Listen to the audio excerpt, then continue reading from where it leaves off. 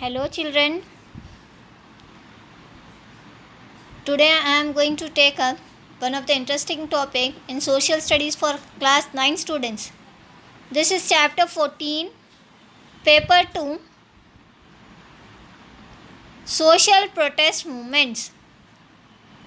Paper 2, chapter 14, social protest movements. In this chapter we are going to study one of the subtopic that is called as Luddism. What is Luddism? We are going to study here. Now, before we study what is Luddism, let us see in which year it has started. So, the protest movement known as Luddism was started in the year 1811 till 1817, and the charming leader General Ned Ludd has started this movement. Luddism was not only an assault on machines, its participants demanded a minimum wage. As you know children, that the laborers, they were not given the wages according to their capability. They started this movement known as Luddism. They also wanted to control the labor of women and children. They demanded for work for those who had lost their jobs because of coming of machinery. The main reason for starting up this movement was that, as we have studied in class 8, chapter 8, impact of technology on livelihoods, as the combined harvesters were introduced, many peasants suffered, many workers suffered because of the introduction of combined harvesters. Similarly here children, when machines were introduced, many people lost their job. When machinery was introduced, many people lost their job, and the owners of the company or industry, they were interested to employ even the children and women. The reason here was they have to pay less amount of money for women and children when compared to a male person. So the workers demanded that they should give more work, they should take in more workers of male people. For all those who had lost their job, they should give them employment opportunity. They also asked for right to form trade unions so that they could legally present their demands. And apart from this, that is, the first demand was to give a minimum wage, and they also wanted control over the labor of women and children. They also demanded the work for the people who has lost their job because of coming of machinery. Apart from these demands, the other demand was to form the trade unions.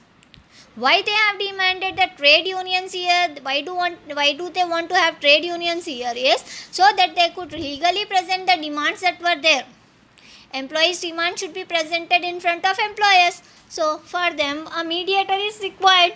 So they wanted to have their own trade union so that the leader of the trade union could present the demands in front of the employers.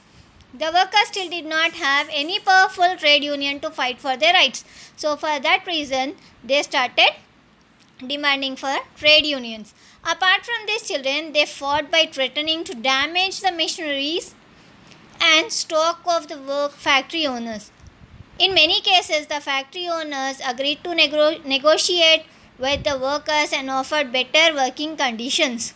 Now here children, what the workers have done, they wanted to fulfill the demands. They started threatening the employers by saying that they would damage the machineries and the stock that is available in the factory if the demands are not fulfilled.